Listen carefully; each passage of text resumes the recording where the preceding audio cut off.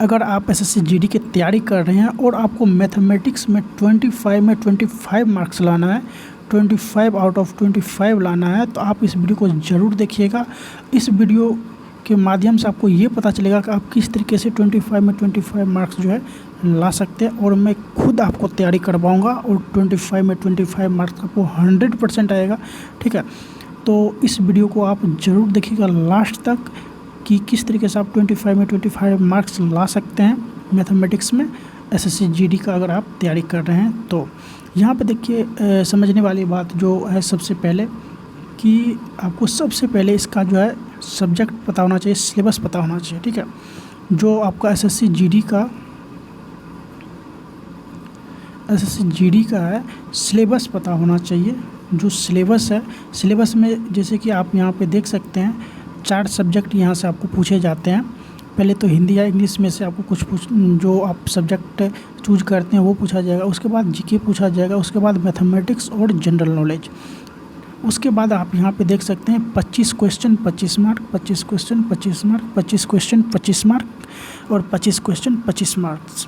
तो टोटल यहाँ पे जो आपको 100 क्वेश्चन होते हैं और 100 मार्क्स के होते हैं।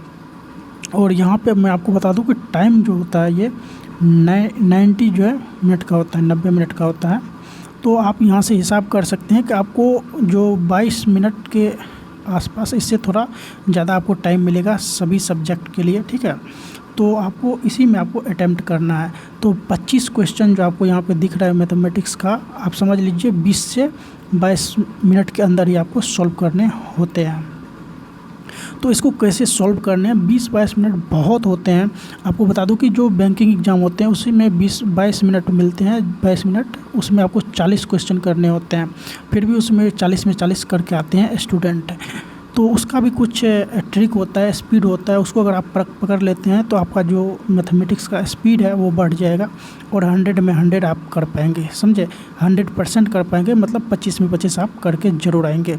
तो आप इस वीडियो को देखते रहिए, और अगर आप नए हैं तो इस चैनल को ज़रूर सब्सक्राइब कीजिए। ये मेरा फर्स्ट वीडियो है इस पर। ठीक है, एसएससी जीडी का फर्स्ट वीडियो है, अभी सिलेबस है। इसके बाद आपको यहाँ पे जो चैप्टर वाइज मैं आपको पढ़ाऊँगा, टॉपिक वाइज, और यहाँ पे आपको बताऊंगा स्पीड ट्रिक्स सब कुछ। ठीक है, तो आप इस चैनल को सब्सक्राइब करके ज़रूर रखिए।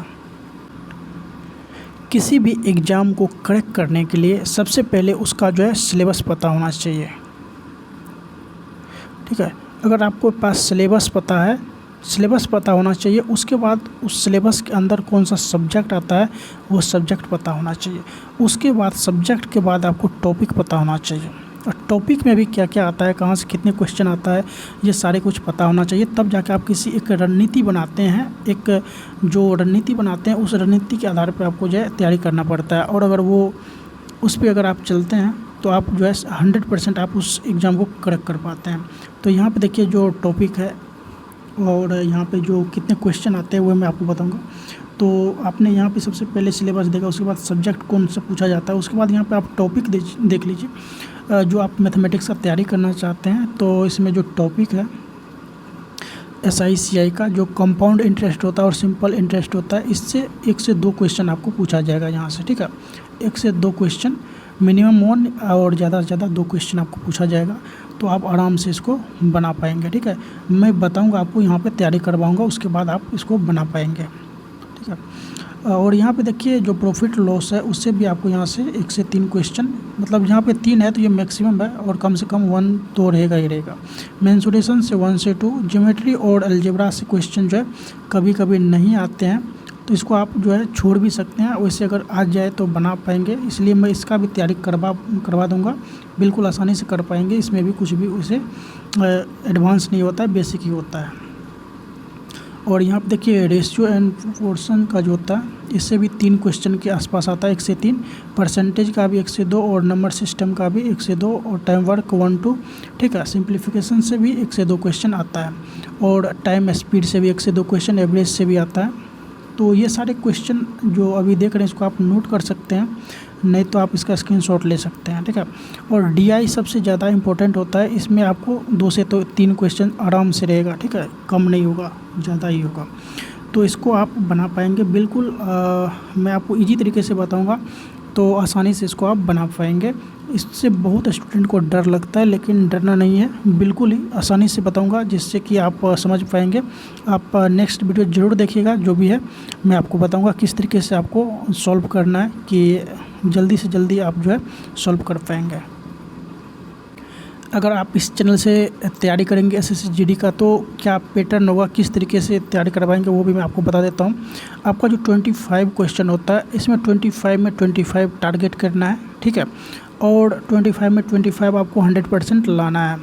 तो यहाँ पे मैं आपको बताऊँगा सबसे पहले कि आपको स्पीड कैसे बढ़ाना है, ठीक है। स्पीड कैसे बढ़ाना है अभी आपको मैं थोड़ा सा ऐसे उदाहरण दूंगा, ठीक है, तो आप उसको देख लीजिएगा।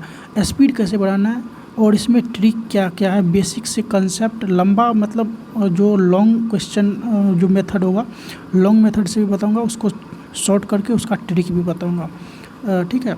तो आप बहुत ही आसानी से समझ पाएंगे, और जो 25 में है 25 क्वेश्चन आप ज़रूर कर पाएंगे। तो यहाँ पे देखिए क्या है कि जैसे मान लीजिए आपको कोई पूछ दिया 30 का जो है 40% कितना होगा, 30 का 40% कितना होगा, तो आप इसको अगर आप ऐसे कोई पूछा जाता है तो एग्ज़ाम में, तो इसका डायरेक्ट आप 12 आंसर जो है मार्क करके आ जाएंगे, अगर आपको स्पीड या ट्रिक पता है तो। अगर आपको ये पता नहीं है तो फिर आपको क्या करना है, कैसे आप बनाएंगे ये देख लीजिए। परसेंटेज है तो इसको हम हटा देते हैं यहाँ से, और यहाँ पे 16 आते हैं, फिर 1 0 काटते हैं, इसको काटते हैं और 4 तिया 12 करके फिर हम आंसर 12 लाते हैं।